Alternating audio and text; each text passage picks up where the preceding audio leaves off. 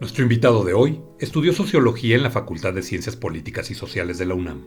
Ha sido analista político para diversos medios. Fue secretario de Relaciones Políticas de la Agrupación Política Nacional Integración para la Democracia Social. También fue integrante del grupo de reflexión que impulsó la propuesta de ley de fomento a la lectura y el libro. En el año 2000 fue diputado por Democracia Social, partido político nacional. Asimismo, es coautor de los libros Todos contra el PRI, de conspiraciones, ambiciones y elecciones, los grandes mitos de la política mexicana. Y también del libro Arreola Vale, las mejores conversaciones con Tere Vale. Actualmente es director general del despacho Grupo de Respuesta Rápida y es co-conductor del programa El Rapidín. También participa en el programa El Rincón de la Orfandad, dedicado al cine, y co-conduce el programa ¿Quiénes somos la oposición?, de la mano de Tere Vale. Es columnista semanal del Economista.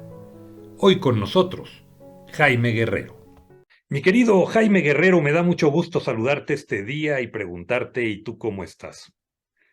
Pues es una pregunta, te saludo Julio con mucho afecto y déjame decirte que es una pregunta de las más difíciles que me han hecho, porque yo creo que muchos están bien en lo personal, pero digamos, cuando volteas hacia afuera y oyes expresiones como la del presidente de que opositores de la 4T están detrás del ataque a Ciro Gómez Leiva, que dijo hoy en la mañana, pues te da la impresión de que avanzamos a una situación que pues pensamos que ya la habíamos dejado atrás, es decir, aquella situación en la que había un solo partido y que que dominaba toda la vida política y social y económica del país.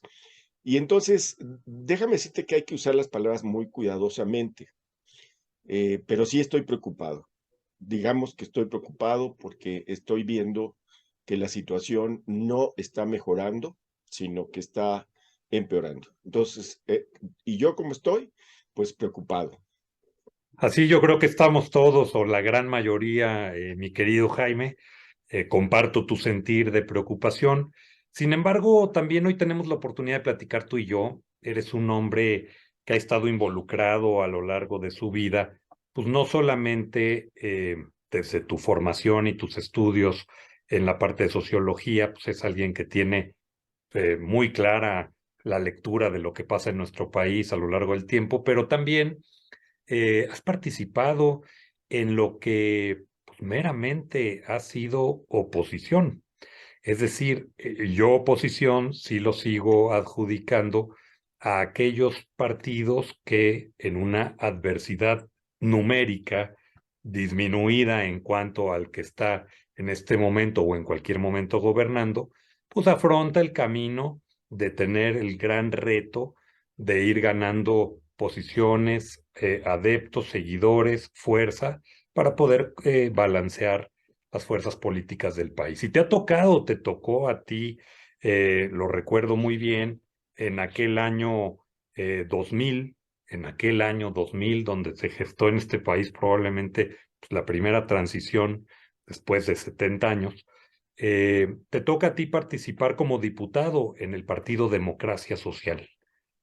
Y ya representabas desde entonces por un reto enorme, ¿no? Es un reto enorme, aunque en ese momento, un momento histórico e histérico de transición. Cuéntame esa experiencia un poco, ¿cómo viviste esos momentos? ¿Qué recuerdas de hace 22 años de esa experiencia? Mira, te diré rápidamente, en los 70 yo participé en el grupo comunista internacionalista y luego en el PRT, ambos de filiación trotskista. Era un partido de izquierda a izquierda, o sea, más a la izquierda que el Partido Comunista. Después, por azares de la vida, pues fui funcionario público. Fue muy curiosa esa experiencia porque yo entré como empleado, pero me ofrecieron ser funcionario. Me resistí 3 veces, aunque no lo creas, hasta que me dijeron o te despedimos o aceptas. Entonces empecé a ascender en la escala. Nunca me suscribí al PRI o al PAN o al PRD, cuando a finales de los 70 amigos cercanos, de los 90, perdón, amigos cercanos se acercaron y dijeron, estamos haciendo un partido socialdemócrata, que en aquel entonces nadie sabía qué era eso y ni sabía con qué se comía en México. Pero amigos que en aquel entonces me dijeron, es que, pues, es importante tener una alternativa. Entonces hicimos el partido Democracia Social. Yo fui el presidente de Democracia Social en la Ciudad de México. Gilberto Rincón era el presidente a nivel nacional. En fin, y bueno, pues después nos postulamos para ser diputados. Fuimos tres los diputados de Democracia Social. Propusimos varias cosas. Propusimos, entre otras, en aquel entonces, la ley de sociedades de convivencia, que pues no pasó. Propusimos también la ley de fomento cultural, pues que sí pasó, pero que no le hicieron caso. Sí, Y caray. ya sabes, la cultura siempre es como los perros de casa grande, ¿no? O sea, los sacan cuando hay bronca y los meten cuando hay fiesta. Va. Entonces, en fin, son los primeros a los que recortan y los últimos a los que le dan. Esa es la triste historia. Sea el que sea el partido que gobierne, esa es la historia de la cultura en este país. En fin, después de eso, pues yo me dediqué más bien a actividades privadas, a empujar el despacho, al despacho, a un despacho pues hacíamos de todo, hacíamos de todo. Pues análisis político, propuestas electorales, diseños de política pública, en fin, hicimos de todo. Nos faltó cambiar llantas, limpiar bujías y esas cosas, pero digamos que todo lo demás creo que sí lo hicimos. En 2018, cuando ganó López Obrador, yo me acuerdo que en 2018, en enero, en una reunión pues con funcionarios, yo les decía, López Obrador va a ganar con más del 50%. Eso era lo que me decían mis análisis y ellos me decían, no, eso no puede ser. Bueno, ganó con el 53%. Entonces, cuando llega, nosotros en Democracia Social medimos a López Obrador claramente desde el año 2000, Julio, desde el año 2000. Vimos que no era un hombre de izquierda, que era un hombre profundamente conservador, que era un hombre pragmático, con una idea de México anclada en los 50 y los 60, ¿sí? Digamos que si él hubiera vivido en los 50 sería como de la izquierda del PRI, ¿sí? Ah, Sí, esa sería su definición, o sea, que no era izquierda. Y nosotros advertimos a muchos, oigan, esto está mal, López Obrador es de veras un peligro para la democracia en este país. Mucha gente no nos creyó, mucha gente pues nos cuestionó muy fuerte. Y finalmente, en el momento en que él gana la elección y empieza a dar estas mañaneras, nosotros decimos, tenemos que tener un proyecto, aunque sea chico y con nuestras propias fuerzas, pues que comente lo que está diciendo. Y así nació el Rapidín. El Rapidín es mi proyecto, digamos, de ahora. Ya tuvimos la oportunidad de invitarte a quienes somos la oposición. Y eso es lo que estamos haciendo. Hemos crecido, puro crecimiento orgánico, o sea, no hemos puesto, en parte porque no tenemos, pero no se lo decimos a nadie que no tenemos. Entonces, ha sido puro crecimiento orgánico. Y este crecimiento orgánico, pues nos ha permitido llegar a miles de personas que nos escuchan, algunas están de acuerdo con todo, otras no están de acuerdo con nada. Y cuando nosotros empezamos, había pocos esfuerzos en, digamos, medios alternos que comentaran lo que la mañanera representaba. Y después fueron surgiendo, y ahora hay muchos muy exitosos. En fin, creo que ese es nuestro proyecto principal de estos días, Julio. ¿qué es lo que pasa en tu mente cuando recordamos a Gilberto Rincón Gallardo? La verdad es que a mí me tocó conocerlo, un hombre del cual tengo un extraordinario recuerdo. Aquí luego en este país, en México, cuando las personas ya no están, resulta que todos eran buenos, todos los queríamos y así resulta ser. Pero la verdad es que con don Gilberto Rincón Gallardo incluso fragué una amistad importante. Yo estaba de director de Canal 11 en el sexenio del presidente Fox, justamente, y él estaba en un cargo que era bastante relevante para la historia del país, iniciando un instituto al que no se le había dado tampoco rostro o la fuerza que en ese momento se le da con don Gilberto Rincón Gallardo. ¿Tú qué recuerdo tienes de esos momentos, de esa transición democrática en México? Bueno, la historia de Gilberto es la historia de un hombre que se formó en el Partido Comunista. Sí, es importante este antecedente. Era uno de los principales, de las principales voces del Partido Comunista. Entonces, se da una transición hacia posturas socialdemócratas, digamos una izquierda no estalinista. Él venía de una tradición estalinista, hay que decirlo. Él hace la transición hacia una postura no estalinista, una postura socialdemócrata. Es difícil hacerlo cuando ha sido comunista porque, y sobre todo estalinista, porque hay temas que, pues dices, ¿y esto cómo tiene que ver con la lucha de izquierda? Sí, en el trotskismo no tuvimos tanto problema, tú no lo recordarás, pero éramos muy chicos el partido, pero nosotros, por ejemplo, fuimos los primeros que abogamos por los derechos de los presos políticos, por los derechos de las mujeres, por los derechos de las comunidades LGBT. De hecho, nosotros participamos en la primera gran marcha del orgullo homosexual en 1978, 79, se me pierden las fechas. Entonces, nosotros, para nosotros, para mí la transición no fue tan difícil hacia posiciones socialdemócratas.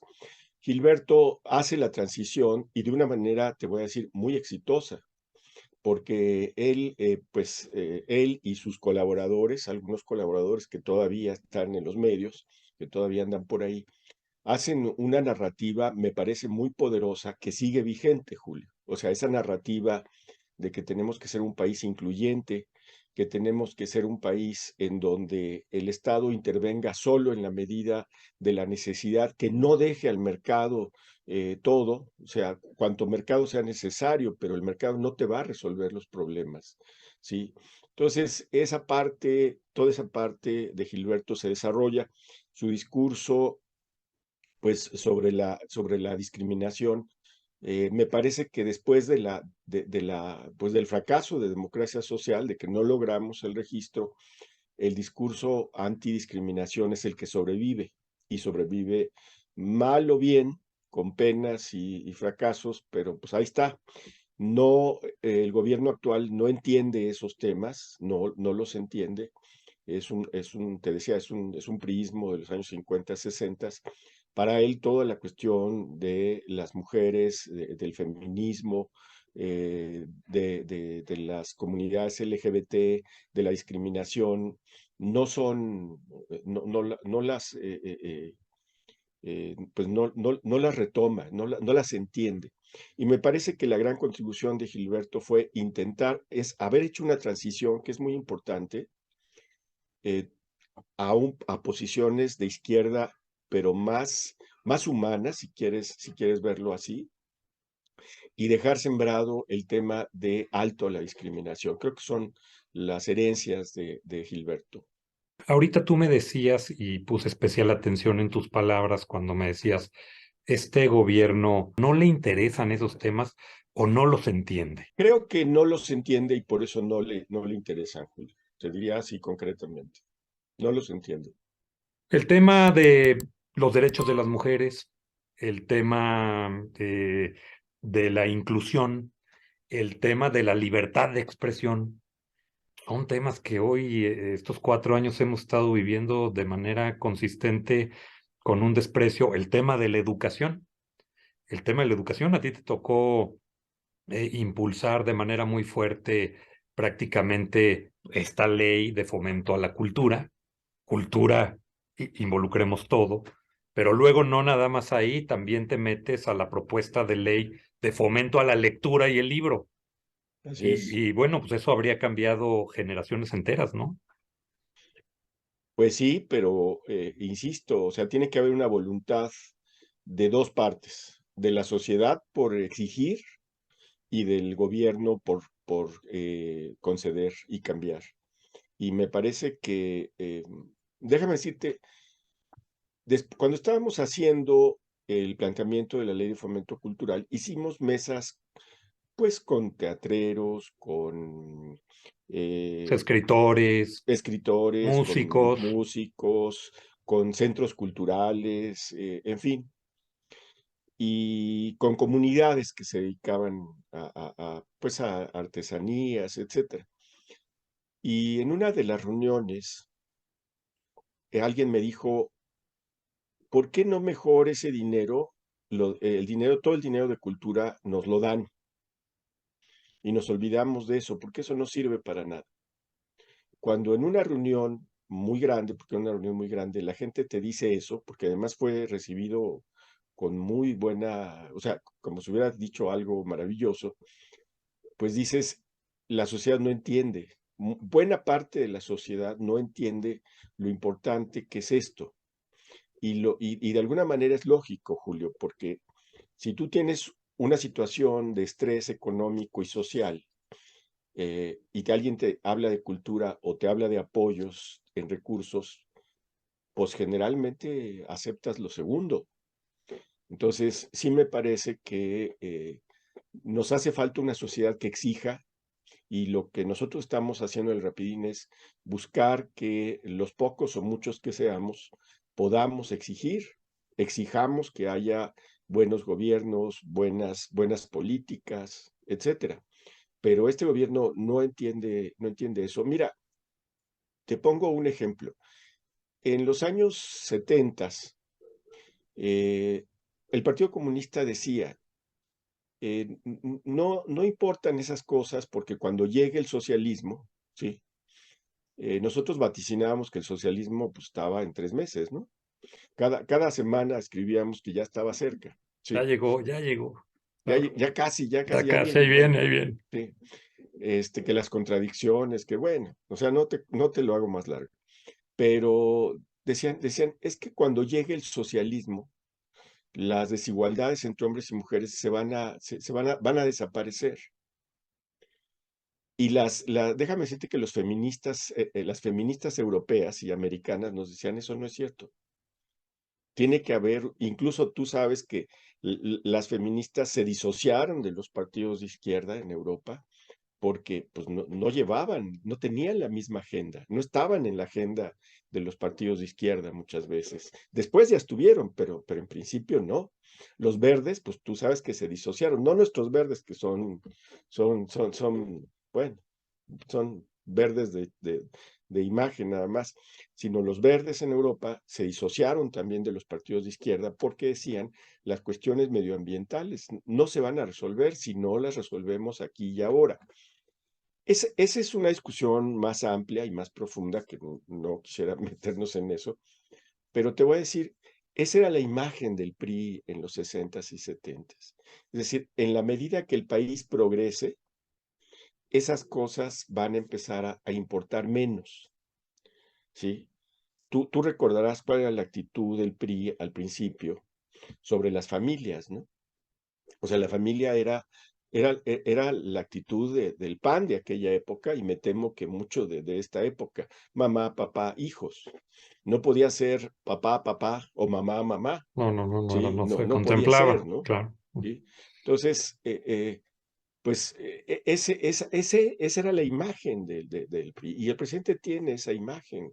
Entonces, cuando tú tienes la imagen de que la familia debe ser papá, mamá, hijos y abuelita cuando no hay nadie que la cuide y que no hay lugar para familias diversas y que las mujeres tienen que tener un papel, pues no te interesan las luchas feministas, no te interesan las muertes. Hoy, por ejemplo, los ataques a las comunidades LGBT y en especial a la población trans pues son impresionantes. Casi 1 de cada 2 homicidios contra la población LGBT se da contra las mujeres trans, en medio de un salvajismo brutal. Entonces, cuando el presidente dice que de 6 a 7 se ocupa de eso y no pasa nada afuera, pues uno dan ganas de decirle al presidente, pues duérmase 1 hora más, presidente, porque lo que está haciendo no está sirviendo para absolutamente nada.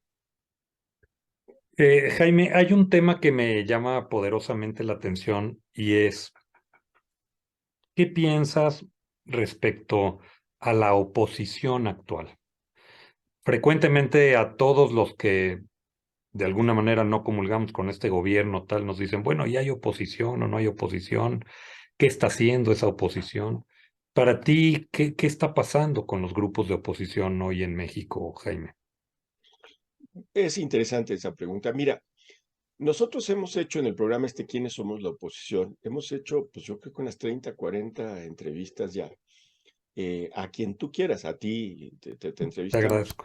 Y todos han sido absolutamente optimistas. Todos han sido absolutamente optimistas. Cosa que agradezco porque siempre es bueno, después de un tiempo, Es un quedarse con oasis la sensación de, qué de bueno esperanza. Que Margarita Zavala, que Julio Existe. Olivela, que, que piensan eso, o sea, siempre uno dice, ay, qué maravilloso, que Jesús Ortega, hombre, vamos a ganar. Pero déjame decirte que no, yo propusimos hacer un análisis sobre la oposición, no lo hemos hecho. Yo te diría que la oposición tiene un reto, y el reto es mover a la gente. Y ese es el reto más importante. Si la oposición no logra mover a la gente, estamos mal, estamos fritos. Cuando oigo declaraciones como la de Dante Delgado, que dice que no se van a aliar con los partidos que han fracasado, pues entonces uno dice, pues suerte, ¿no? Suerte. O sea, en fin. ¿Necesitan los tres partidos que dicen que van a hacer alianza de Movimiento Ciudadano? Yo creo que sí. Y creo que Movimiento Ciudadano también necesita de ellos.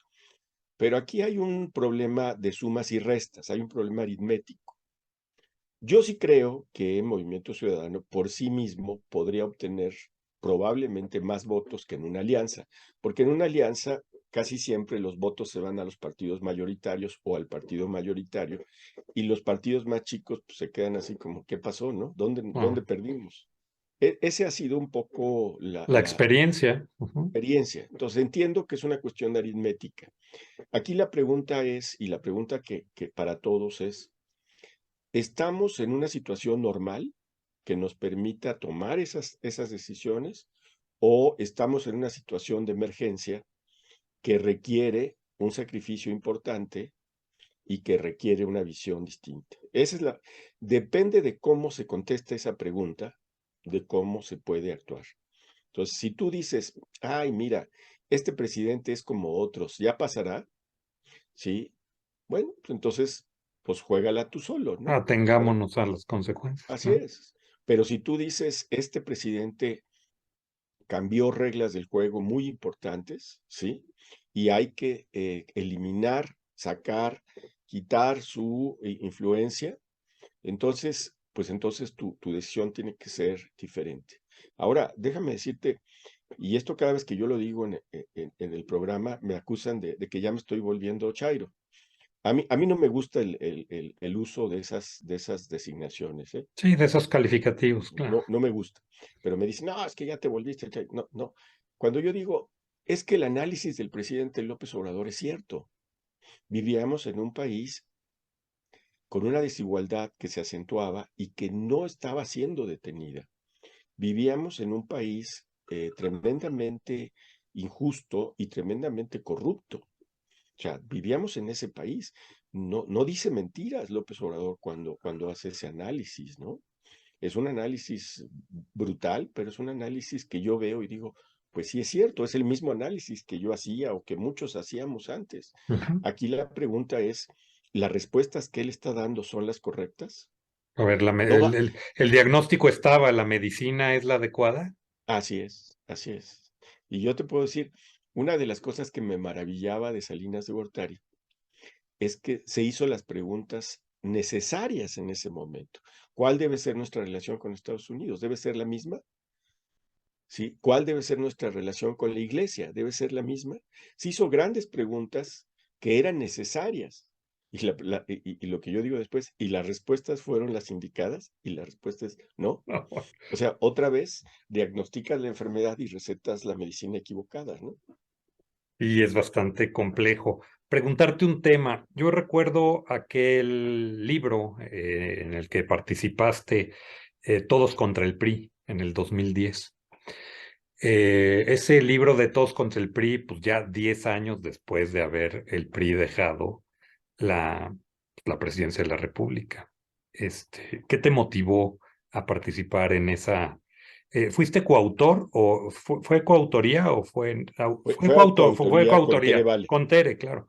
con Tere Vale, sí. ¿Qué te motivó, aparte de la genial Tere, pero qué te motivó a plasmar esas reflexiones y por qué a 10 años de que el PRI hubiese dejado la presidencia? Porque no se puede decir que se fue, porque no se fue, pero de que hubiese dejado la presidencia. Mira, era algo muy sencillo. La elección estaba avanzando con una serie de mitos. La elección del 2012. Yo le propuse a Tere, llegamos a Editorial Planeta, y le propuse a Tere la idea del libro. Ella tenía otra idea del libro. Cuando se lo planteamos a Planeta nos dijo, no, los mitos. Entonces empezamos a analizar lo que era el momento. Mira, analizamos, por ejemplo, uno de los grandes mitos, que la maestra Gordillo había apoyado a Peña Nieto en su campaña. Analizamos con datos y pues llegamos a la conclusión de que no era así, no era así. Primero, los maestros votan como les da la gana, por lo menos en esa elección. O sea, puede ser que el CENTE y la CENTE les digan, pues voten así, pero al final, Sí, en la cuando se urna, en abrieron, la soledad de la urna, pues cada así quien es, sí, cuando se abrían las urnas, no oye, reflejaba eso. no reflejaba eso, ¿no? Entonces, esa es una. Otra, que López Obrador, tú recuerdas que cambió su discurso. En lugar de las chachalacas de 2006, este era un discurso lleno de amor. Pero de repente, yo creo que cuando estaba cansado, bajaba la guardia, le salía el que siempre ha Tu sido, verdadero yo. el verdadero, ¿sí? Entonces, nosotros hablamos de eso y dijimos, pues esto no, esto es una mascarada, ¿no? Es una mascarada. Entonces, empezamos a tomar tema por tema y nosotros decimos, pues esto está así. Uno de los temas de los que hablamos en el libro fue de la participación del EZLN. Yo estuve como asesor de la COCOPA ¿No? cuando surgió el El EZLN, movimiento. Ujú. ¿sí? Cuando surgió. Uno de mis mejores amigos es Jaime Martínez Veloz, que estuvo en la COCOPA, en aquel entonces por parte del PRI, ahora él es perredista.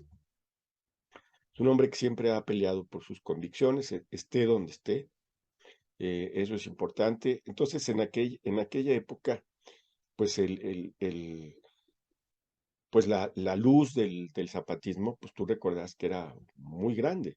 Pero ya para 2012, pues desgraciadamente o afortunadamente, como tú quieras, ya estaba pues muy, muy menoscabada. Pero las demandas que habían pedido seguían y siguen sobre la mesa. O sea, ahí están sobre la mesa. Necesitamos una política hacia los pueblos indígenas que no sea de las dádivas del PRI ni de las dádivas del López Obrador. Y no la tenemos, no pudimos lograr eso. Esa parte es una deuda que tenemos con nosotros mismos, digamos, ¿no? Entonces, analizamos en ese libro cosas que se afirmaban, ¿no? Así pasa, esto pasa.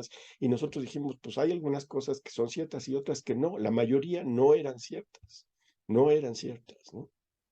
¿Qué pasa de esas conspiraciones, ambiciones y elecciones? ¿Dónde quedaron las grandes lecciones? Y fíjate, ya salió Verso sin esfuerzo. Sí, ya veo, eres un poeta, Julio. No, mira, este país ha cambiado radicalmente, radicalmente. En 2012 apenas avisoramos el poder de las redes sociales, ¿sí? Hoy las redes sociales han irrumpido en el escenario, ¿no? Pero también tenemos un error de óptica.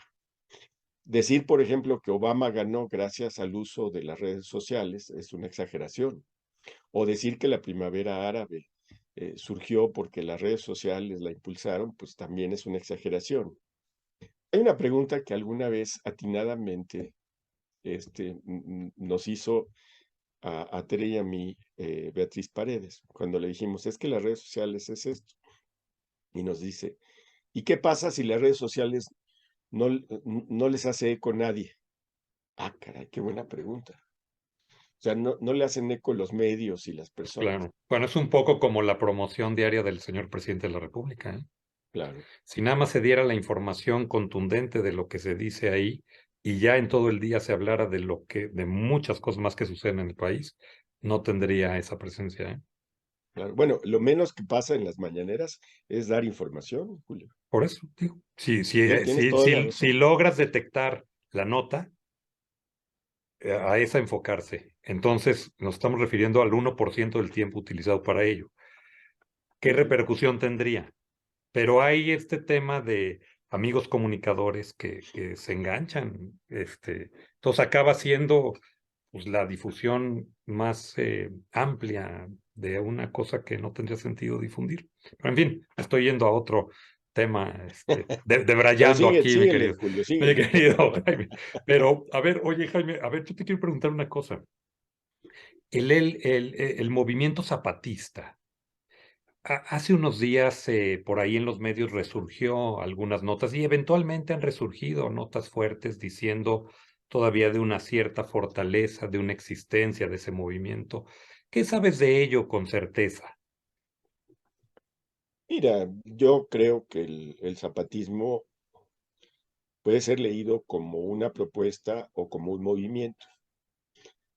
Creo que la propuesta sigue viva, sí, pero el movimiento está muy delimitado, ¿cómo podemos decirlo? Muy Acotado, acorralado, sí. sí. Ujú. Eso te podría decir, ¿no? Estos liderazgos como aquel hombre obispo de San Cristóbal, lo recuerdas bien, por Claro, cierto, de Irapuato, ¿eh? Por cierto, de sí, sí, Irapuato, sí, sí, sí. al cual también me tocó conocer. Pues esos liderazgos fueron desapareciendo y nadie los llegó a sustituir.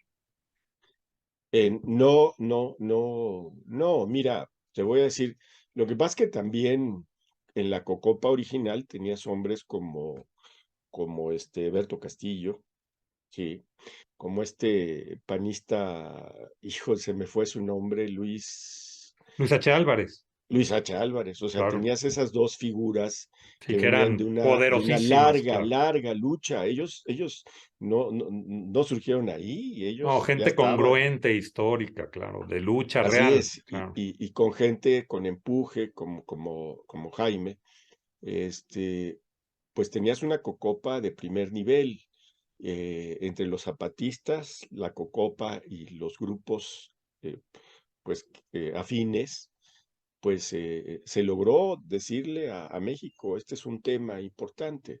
Mira, una vez en una comida con un líder comunista, no digo nombres, este hombre ya murió, decía, no, es que lo de hoy es la lucha de los indígenas. Y entonces dices, oigan, yo los he conocido durante 20 años y ni una sola palabra han dicho sobre eso. No me Claro. vengas ahora a decir eso, ¿no? Entonces, creo que el zapatismo nos sacudió. Y bueno, pues tú sabes que López Obrador desde 2006 acusó a los zapatistas de ser uno de los factores que lo llevó a perder la elección en Sí, 2006, ¿no? claro. Ujú. A Patricia Mercado también la Sí, acusó. muy querida, Sí, brillante, Patricia Mercado también de origen trotskista, por cierto. claro. Brillante mujer, a mí la verdad que vamos, me agradaba mucho siempre escucharla, la escuchaba con atención, Ujú. sí, sí, sí. Oye, un tema para concluir, mi querido Jaime, dos temas. Em, Primero que nada, ¿en dónde ves el futuro inmediato de México? Es decir, ¿qué va a pasar desde un punto de oposición? ¿Qué se tendría que hacer para poder competir? Y digo competir. en las urnas, realmente ante un movimiento poderoso que es real, que tiene Morena, siempre y cuando esté encabezado y aglutinado por el presidente López Obrador, porque Morena sin el presidente López Obrador, pues creo yo que no tendría la misma fuerza. ¿Qué piensas tú? ¿Qué se tendría que hacer para aglutinar voluntades? Esta marcha de ciudadana del mes de noviembre, yo vi una cantidad de gente que no veía en la calle pues, desde el año 2000, según yo.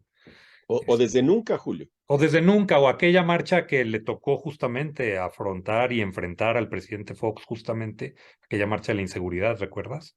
La marcha que hicimos, que La era de la de los blanco, ¿no? pirurris, Sí, bueno, que nos que, dijo pirurris. claro, bueno, es que nos ha dicho, ahora sí que nos ha dicho de todo, Sí, pero, así es.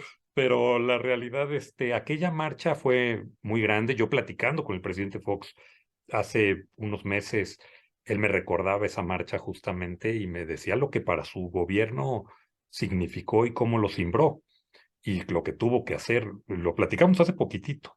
Es más, no recuerdo si está incluso en la entrevista que le hice, pero lo platicamos. Para ti qué representó esto? Porque a mí sí se me hizo un llamado también a los partidos políticos, no nada más a... En primer lugar, no fue una marcha contra el presidente López Obrador, fue una marcha en favor de la democracia, por más que hay quien se quiera adjudicar todos los acontecimientos, pero pues la verdad no. ¿Qué piensas tú? Mira, a mí me tocó estar en la marcha del 15 de noviembre de 1975 de la Tendencia Democrática del Sultán. Ujú, Estás hablando de un tiempo en que el PRI era estaba el control de todo, estaba en el control de todo el PRI. Hacer esa marcha de 1975, fue impresionante porque ahí estábamos comunistas, trotskistas, maoístas, electricistas, trabajadores de la industria automotriz, ciudadanos que no tenían, maestros, estudiantes. Fue, no se volvió a presentar una marcha tan grande ni tan importante en todos los 70s y 80s como esa. Y no sabíamos en aquel entonces, pero fue el canto del cisne de la tendencia democrática. ok, Entonces, me tocó estar en esa marcha y fue impresionante. Luego me tocó estar en la marcha en apoyo del EZLN, cuando apareció y pedíamos que alto al fuego, ¿sí? También me pareció, no fue tan numerosa, pero fue muy importante. Digamos que son marchas históricas, ujú. ¿sí? No estoy contando todas, estoy contando la del 75, la del 94, la del 94, 95, sí, la 94, 34, sí. Ujú. y luego la marcha esta en donde nos insultó López Obrador diciendo que era la marcha de los pirurris, y esta. Sí te quiero decir una cosa, sí fue una marcha para pedir, para defender al INE, pero mal haríamos nosotros en decir que no fue una marcha contra López Obrador, Ujú. porque todo lo que signifique defender al INE, pues nos guste o no, es contra Va López contra el Obrador. O observador. sea, hablemos claro. Ahora, Ah, ¿qué? Me hace una de las preguntas más graves que yo he estado preguntando, a ver quién me da la respuesta. ¿Qué hacemos ahora? Sí, yo te diría, tenemos que poner la marcha del 13 de noviembre pasada en su justa dimensión. Fue una marcha muy importante, sin duda. ¿Nos alcanza para mover a los partidos? No. Tenemos que repetirla, tenemos que refrendar todo ese movimiento. Tenemos que hacerlo. Entonces, pero depende dónde estemos parados. Si yo te pregunto a ti si vivimos en un país democrático, es probable que me digas que sí. ujú. Si tú me preguntas a mí, yo te digo que no. O sea, yo creo que ya la democracia frágil que teníamos ya se rompió, ya no tenemos una democracia. ¿Sí?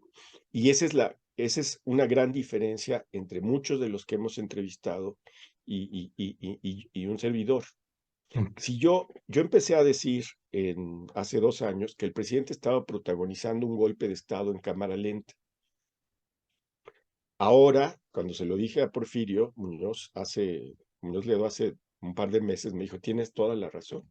Ahora lo oigo, ahora lo leo. Cuando hace 2 años yo decía, Es que no se dan cuenta, es un golpe de Estado bien diseñado, pero en cámara lenta. Ok, Primero tomas el legislativo, ya.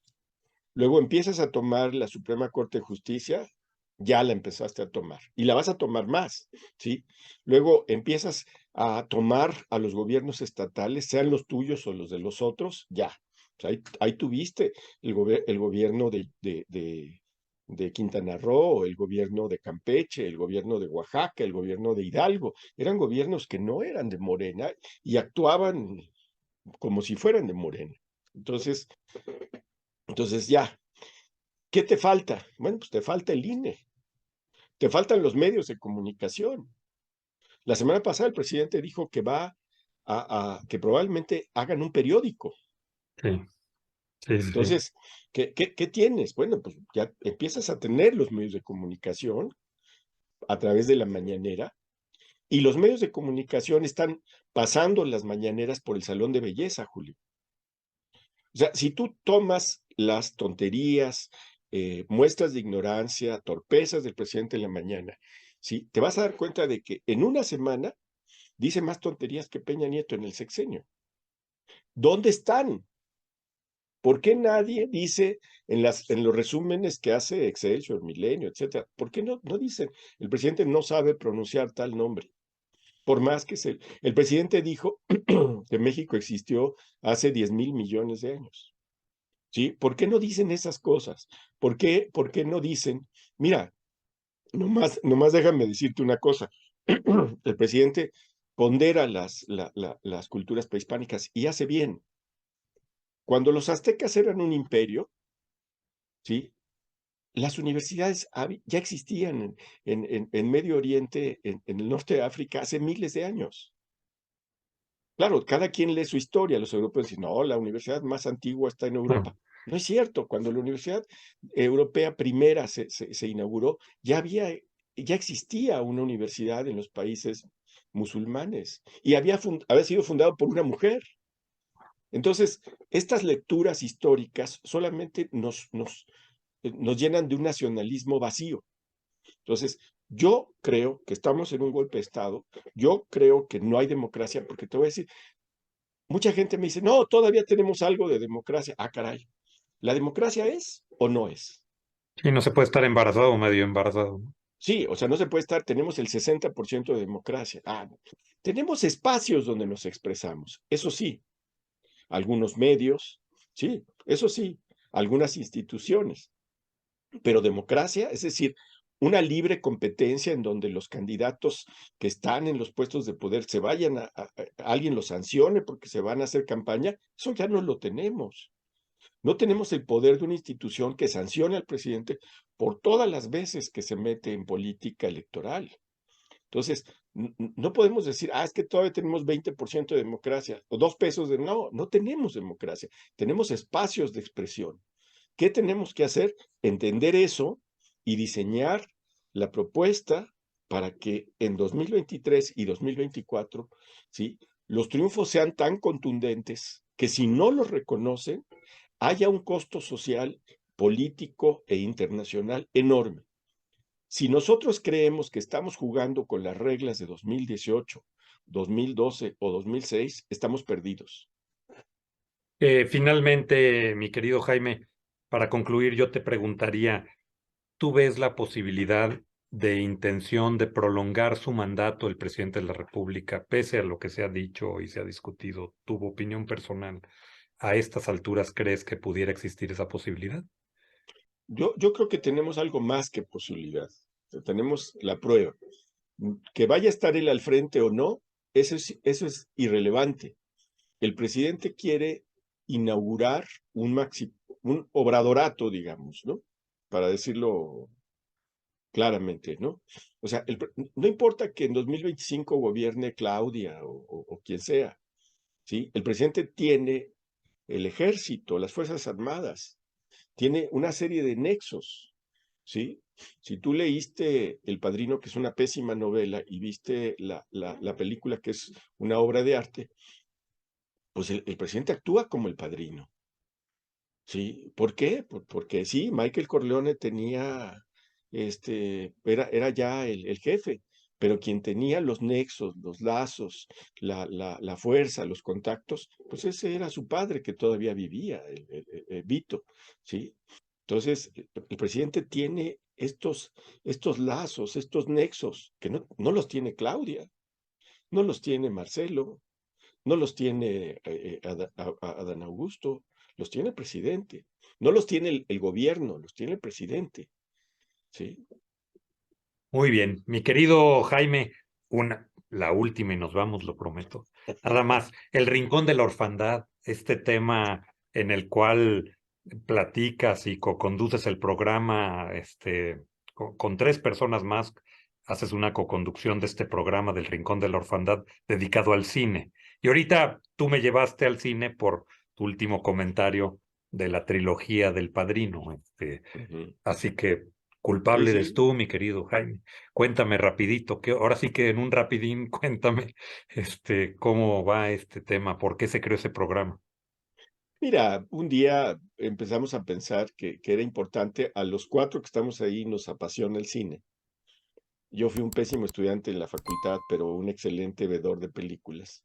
Durante 3 años fui todos los días al cine, así que imagínate. Entonces, estaba yo en el lugar correcto porque siempre había, pues que el cine de ciencias, el cine de filosofía, entonces era el lugar correcto. Pero mira, un día dijimos, este, y creo que fue la propuesta de mi hija Gabriela Guerrero, que es una de las que participa, dijo, pues hagamos uno. El nombre se lo puso ella, El Rincón de la Orfandad, porque lo Bastante bueno. empezaron a hacer Nicolás Alvarado y ella. Ok. Entonces decían que eran como huérfanos. Sí, y luego Teresa y yo pues nos sumamos a ese programa. Escogemos un tema, sí, esta semana última del año escogimos películas de Navidad, sí. Ok. Y es chistoso porque pues ninguno de los cuatro somos muy navideños, pero escogimos Navidad. Te voy a decir una cosa, Nicolás Alvarado y Gabriela Guerrero son brillantes, o sea, de veras, ellos creo que podrían hacer el programa solos, el programa de cine. Gabriela Guerrero, a pesar de que es muy joven, tiene lo que su hermana mayor dice que tiene contaminación generacional, porque pues ha visto películas de los 40, de los 30, de los 50 y de repente dice, no, pues esa ya la vi. Dices, ay, caray, pero si Pues no es ni de cómo, tu claro, de época, todo, ¿no? claro. Y ni de la mía siquiera. Entonces, este, y bueno, pues es un placer escuchar a Nicolás y a Gabriela Guerrero con sus comentarios de cine. Es un programa, pues esta vez, nomás para decirte, Gabriela propuso una película que se llama Reyes contra Santa, Mira. que es una película española en donde los Reyes Magos necesitan detener el imperialismo que representa Santa, porque se está comiendo a las poblaciones donde se creía en los Reyes Magos. Ok. Es una película española, entonces es muy divertida, pues. Nicolás propuso una película que se llama, si no mal recuerdo, se me va a olvidar, se llama algo así como Holiday, no recuerdo. Ujú. Es una película en donde uno de los mejores bailarines de Hollywood hace el papel de malo, se me va a olvidar también, junto con Fred Astaire, el otro grande, Jim Kelly. Ujú. Kelly hace el papel de malo. Entonces, esos fueron. Yo propuse, pues, las películas navideñas por excelencia, Duro de Matar, 1 y 2. Creo que, creo que las dos capturan la esencia. Es un programa donde nos divertimos mucho y esperamos que la gente se divierta con nosotros. Recomendamos películas y ¿sabes qué es lo más importante? Que decimos dónde verlas, Esto es importante, sí, sí, no te deja porque ya nada ves más que no con la es tan inquietud, claro, fácil, sí, encontrarla, no es tan sí. fácil. Qué bueno. Y es eso, y la verdad es que tenemos mucho amor por el cine. ¿Y Tere recomendó alguna? Tere recomendó una y estaba tratando de acordarme cuál había recomendado y no me acordé del nombre de la que recomendó. Sí, todos participamos, todos hacemos, Y es por YouTube, ¿verdad? es por YouTube y te voy a decir que el sentido del humor de Teresa y las ocurrencias de Gabriela son maravillosas. El conocimiento de Nicolás y de Gabriela Guerrero está, o sea, es impresionante. Porque además ella lo ve con ojos de millennial. Entonces siempre está diciéndole a Nicolás que a mí y a Nicolás que padecemos un machismo tóxico. Muy bien. Entonces se entrelaza, digamos, con ese juego, pues. Pues recomendamos que lo vean, que lo sigan. Yo creo que es divertido, entretenido y sobre todo inteligente.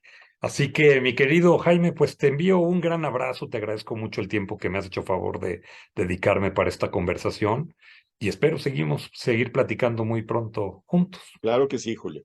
Te agradezco Cuídate mucho muchísimo. y suerte. Gracias y felices fiestas, aunque sabemos Igualmente, para los que las disfrutan y para los que no tanto también. exacto. Pero por Un lo menos que abrazo. descansen. Claro que sí. Muy buena tarde. Gracias. Hasta pronto. Hasta luego. Gracias.